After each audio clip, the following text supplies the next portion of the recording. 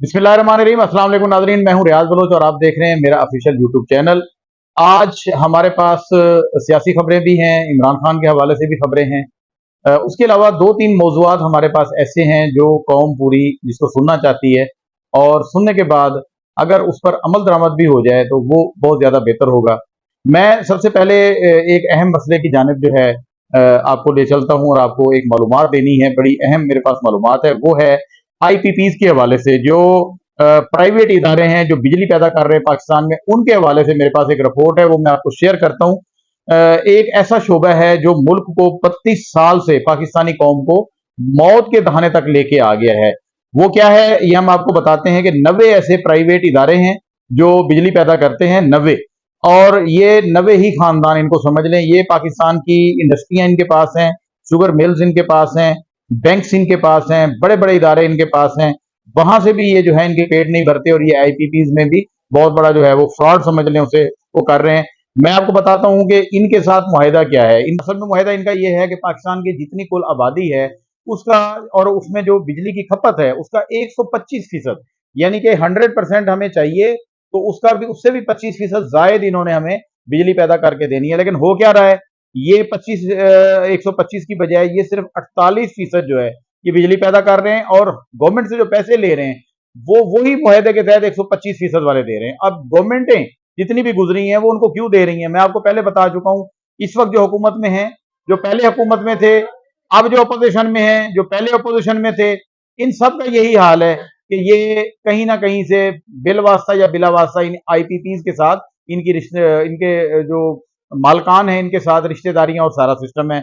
अब मैं आपको ये बता दूं कि यहां पर तकरीबन ये पिछले 5-6 सालों में 6,000 अरब रुपए गवर्नमेंट ने इन आईपीपीज को अदा कर दिए, 6,000 अरब रुपए। और अब भी ये बताया जा रहा है कि 2900 अरब जो है वो अब भी जो है मुल्क पाकिस्तान ने इनको 2900 अरब रुपए के मकरूज है पाकिस्तान इनका। और ये कौन लोग हैं, ये वही लोग हैं जो सरमायादार हैं, जो गवर्नमेंट में हैं, कभी अपोजिशन में है, कभी गवर्नमेंट में है। और इससे भी बड़ी खतरनाक हमारे पास इसी हवाले से एक जो है एक न्यूज है, वो हम आपको शेयर कर दें कि इनके साथ 17 साल का मुआहिदा हुआ था। 17 साल का मुआहिदा इसी साल में 2024 में खत्म हो रहा था। लेकिन इस हुकूमत ने क्या किया जी, इस हुकूमत ने इस महंगी बिजली बनाने वाले और इंतहाई कम बिजली बनाने वाले जो आईपीपीज हैं, जो इदारे हैं, उनके साथ अब 2031 तक का एक नया मुआहिदा करके उसमें तोसी कर दी है। और ये नोटिफिकेशन आपके सामने, ये देख लें, ये तोसी करके ये नोटिफिकेशन जारी कर दिया गया। महंगी बिजली 125% जो है वो बिजली पैदा करने का मुआहिदा, हमें ये 48% बिजली पैदा करके दे रहे हैं, पैसे 125 वाले ले रहे हैं। और अब मजीद इस कौम को 2031 तक फिर इन्हीं के साथ, इन्हीं लुटेरों के साथ चलना होगा। और पता नहीं क्या हमारी मजबूरी, मजबूरी मैं आपको पहले बता चुका हूं कि कभी ये गवर्नमेंट में होते हैं, कभी वो अपोजिशन में होते हैं, या जैसे भी है, ये सब के सब इन्वॉल्व हैं। तकरीबन 90% से जायद सियासतदान और बड़े लोग जो हैं वो इसमें इन्वॉल्व हैं, और आईपीपीज उनकी हैं।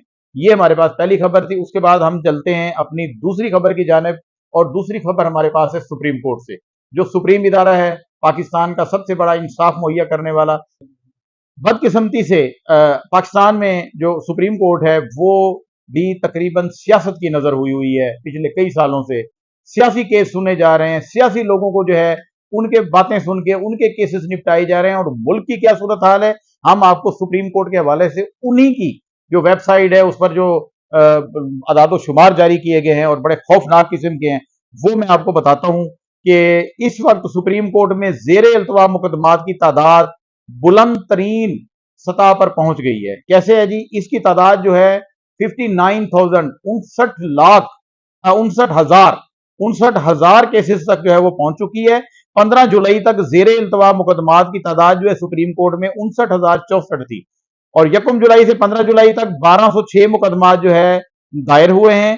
और 15 दिन के अंदर मैं आपको ये बता दूं, ये बड़ी अहम जो है इसमें एक नुक्ता है, पॉइंट है, तो वो सुन लें कि 15 रोज के अंदर इंसानी हकूक के किसी भी केस का कोई फैसला नहीं हुआ।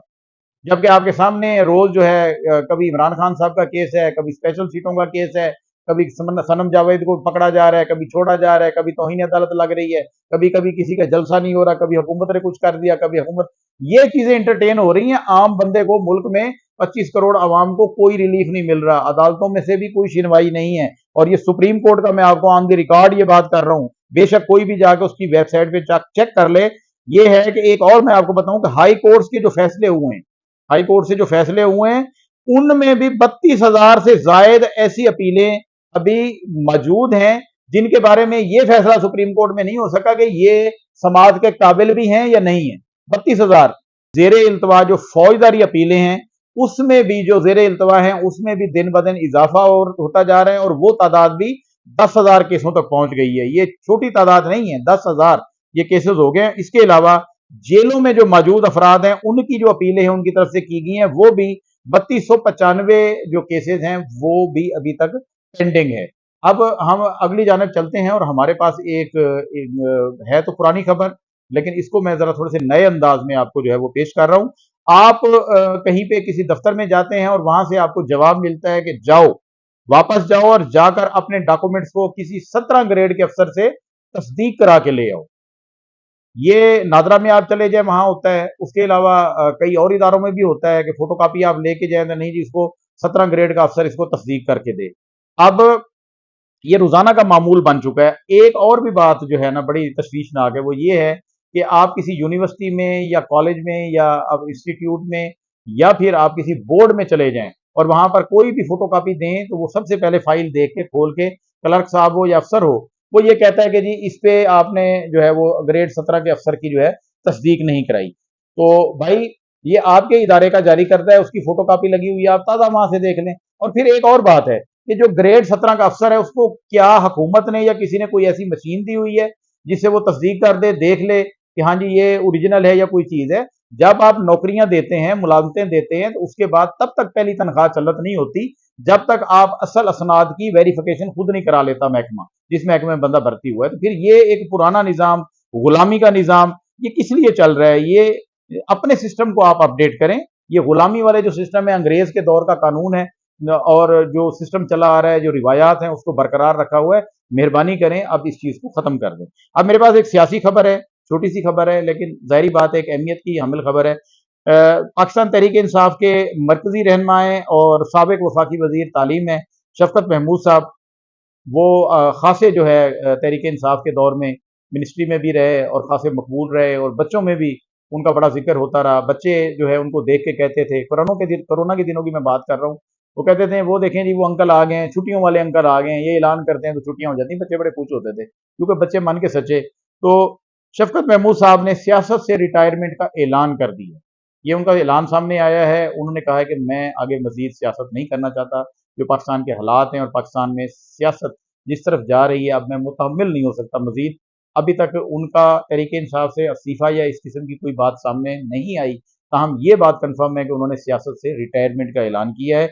ये हमारे पास खबर थी। उसके बाद वैसे ये खबर तो जिस तरह ये खबर चली है उसी तरह एक और भी है। कुछ लोग जो जिनका ताल्लुक तहरीक इंसाफ से है या हुकूमत की अपोजिशन से है, वो ये कह रहे हैं, उनको कहते सुना गया है बड़े वसूख के साथ कि बहुत जल्द जो है मुझे क्यों निकाला, एक बड़ा जुमला वो हुआ था, तो उसका उन्होंने कहा जी पार्ट 2 जो है इसका बड़ा जल्द रिलीज होने वाला है।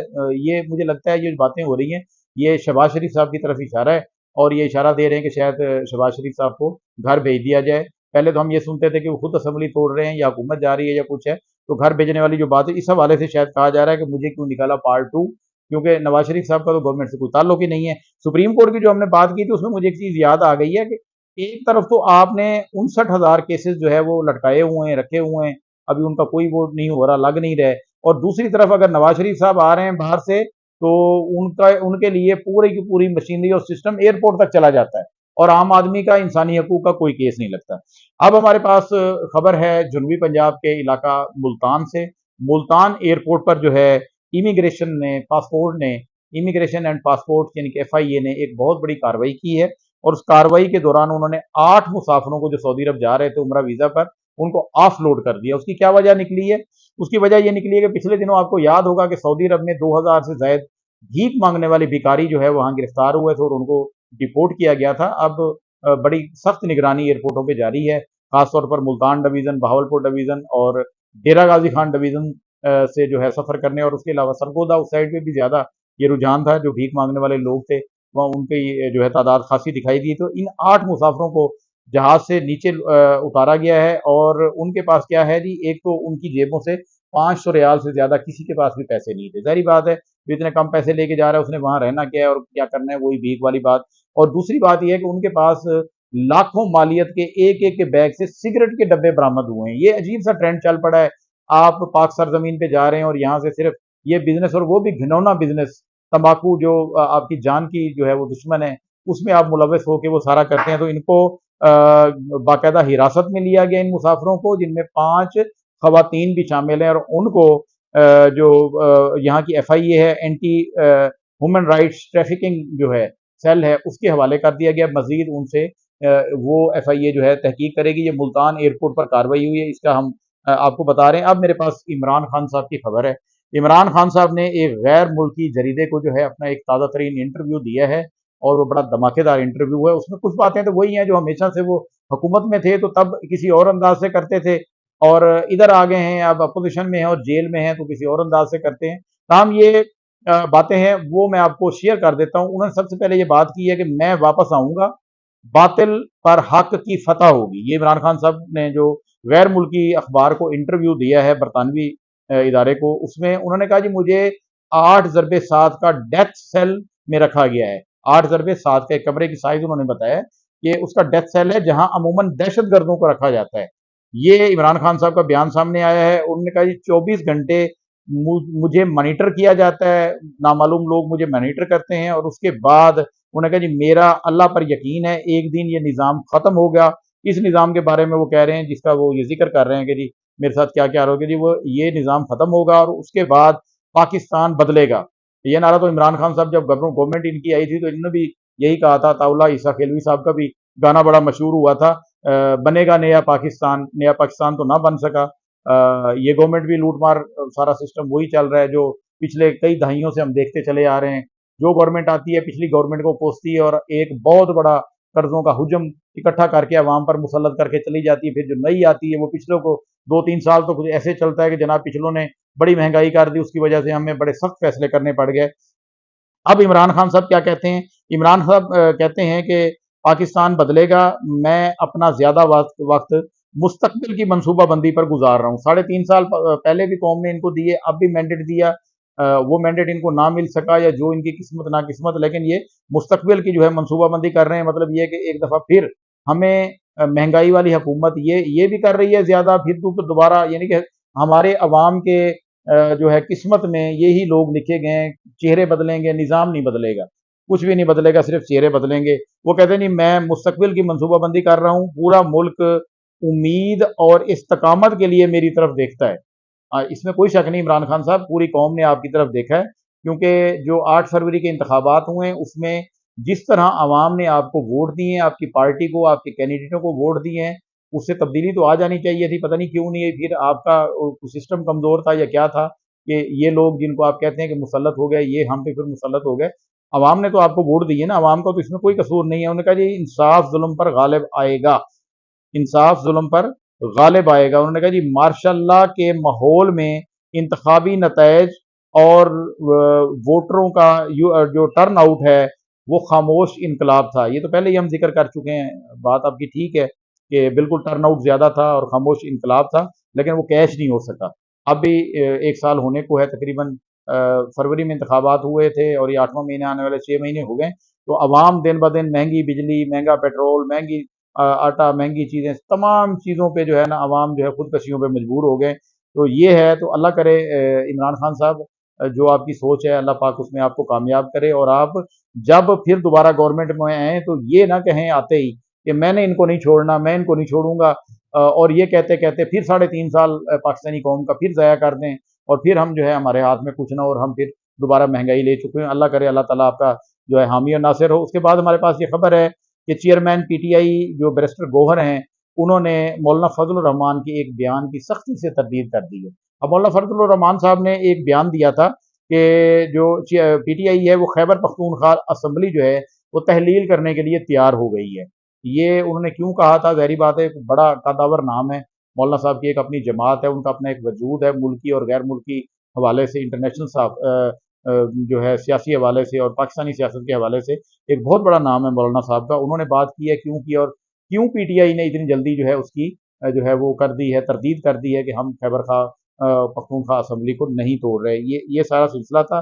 तो अब तक के लिए इतना ही जो मेरे पास मालूमात थी मैंने दी हैं। मज़ीद मालूमात के लिए आप हमारे साथ जुड़े रहिए। फिर मिलेंगे, तब तक के लिए अल्लाह हाफ़िज़।